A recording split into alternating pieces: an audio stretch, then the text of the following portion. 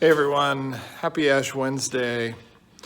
Deacon Deb and I just got done imposing ashes on some folks who came by the church this morning, and we stood out in the sunshine and the cold and listened to the birds chirp and celebrated the start of this new season. It is good to be with you. This obviously has been a really different year and a different way of doing things, and it's, if I'm honest, it's a little strange. And yet, by doing things differently, it gives us a huge opportunity to rethink why we do what we do, a huge opportunity to rediscover parts of ourselves and parts of this season that we may have forgotten about. There will be music, there will be ashes, there will be a time to repent and to return towards God. I want to read something for you that's on a handout that we've been giving to folks as they come by to receive ashes this morning. It says this: when we burn away all that we are and all that we have, and when we burn away all that we think and feel, and when we burn away all attachment and ego, we are reduced to this: carbon, dust, ash. It has no form and very little substance. It is virtually nothing, and yet out of the ashes can come new life. Will you let it all fall away? Will you let it burn? Will you reduce yourself to nothing so God can do something new with you?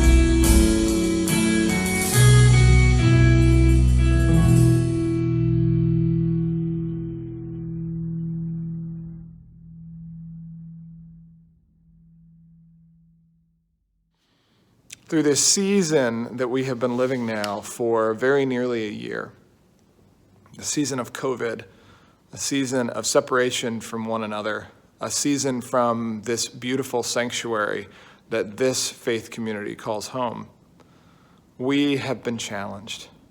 We have been brought low. We have lost loved ones. We have missed opportunities. We have been separated. We have been depressed. We have been hurt. We have been wounded. We have been worried. And yet through this entire time, God has been with us. God has been by our side. God has not forgotten or forsaken us. And now as we restart this season, 6 weeks of worship through Lent that lead us to Holy Week and the death and resurrection of Jesus Christ on Easter, Deacon Deb and I are starting a new season. We're starting a new journey with each other, with you, and with our community. And this journey is one of hope and healing, a time for us to focus on the hope that is contained in the love of God through our return to God, and a time for healing for ourselves, for our community, and for those that we love. This is what is possible through being reduced to dust and ashes. This is what is possible when we remember where we come from and whose we are. This is what is possible when we give up or when we pick up new things. This is what is possible when we come together as people of faith. And so I hope that you'll join us. Join us on this journey.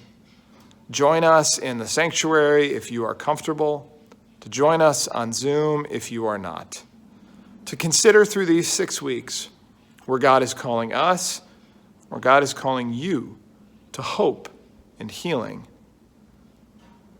COVID will not be over immediately. We will not all be able to be back together immediately. But this time will not last forever. So let's use the 6 weeks of Lent, this journey towards Easter, as a way to prepare ourselves, to take stock of what we've learned, to see if habits that we have picked up, that we have started, serve us well, if they help us to understand ourselves or God better, or if they're things that need to be burned away so that we might be purified and ready to be people of hope and healing for those that so desperately need it. May it be so.